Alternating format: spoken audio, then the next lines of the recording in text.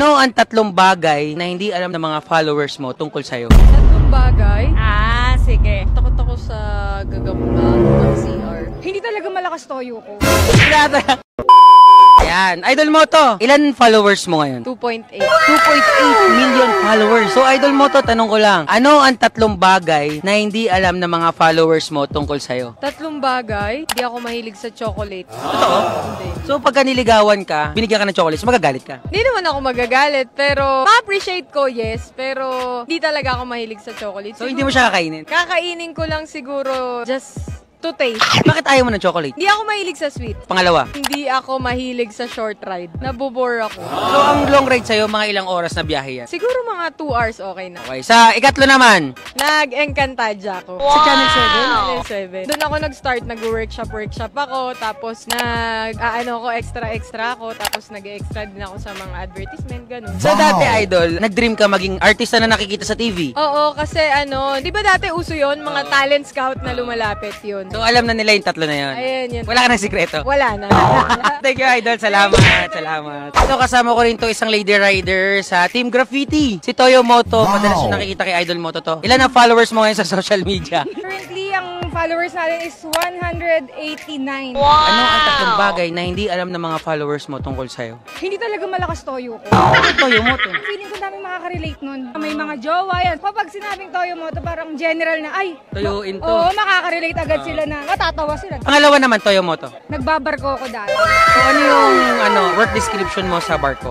Food and bev tayo, beverage tayo doon. So, nagtitimpla tayo ng alak, nagsiserve tayo. Lahat ng klase ng inumin. Ano yung barko mo? Cruise ship. Yan. Holland America line ako before. Gano'n ka nakatagal dun sa Nakapag-contract ako ng at least 5 contracts din ako. Last na, Toyo Moto. Before ako mag-motor, ako talaga yung nagka-cameraman kay Idol Moto. Ikaw ang laging kasama ni Idol Yes, Moto. ako talaga. Na-influensyahan din nila ako na mag-motor. Takot talaga ako sa motor kasi mahina yung confidence ko ba. Sa ngayon, na-influence na tayo na mag-motor. Masaya pala talaga mag-motor. Hindi masaya mag-backride. So, ano ang message mo sa lahat ng babae na gusto magmotor? Lakasan nyo lang yung loob nyo kasi ang pinaka-importante dyan is lakas ng loob. Di mo kasi magagawa yung isang bagay kung wala ka talagang lakas ng loob eh. Wow! Thank you, Toyo. Ang ganda ng mga messages mo. Ang ganda rin ng necklace mo, Versace. Isang lady rider din nakasama natin. Ma'am Jack Bautista. Tanong ko lang, Ma'am Jack Bautista, ilan na po ang followers nyo sa social media as of now? Sa TikTok, 285. Wow! Ganun po. Tapos sa Facebook,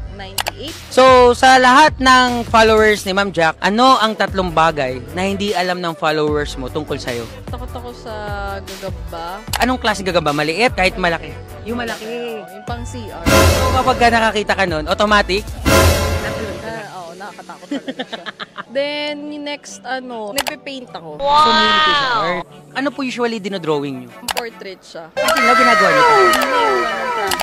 Sketch na lang, gano'n. Pangatlo, Unemployed na ako.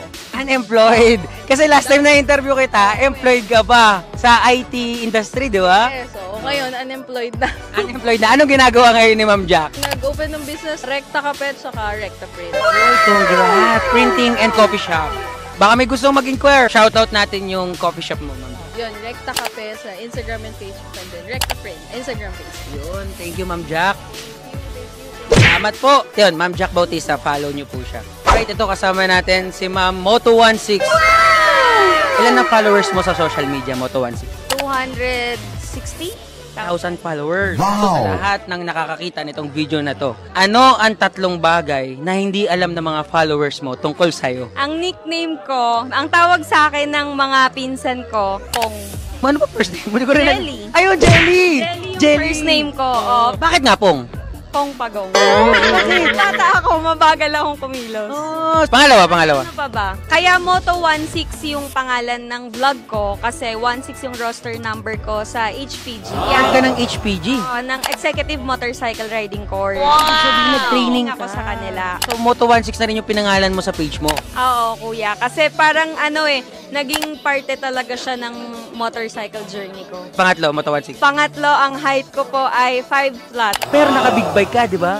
So, akala nila naka-big bike ka, medyo mataas ka. Oo, pero hindi, maliit lang po. Pero may TRK ka pa, di ba? Meron, kuya. Kapag dinadrive ko yun dati, one leg lang ako. So, kaya ng 5 flat ang mga big bike. Kaya, basta gusto mo. Thank you, Moto16. Maraming salamat. Congrats! Malapit lang iyong Ano? Yun. Thank you, thank you. Salamat, Moto 16.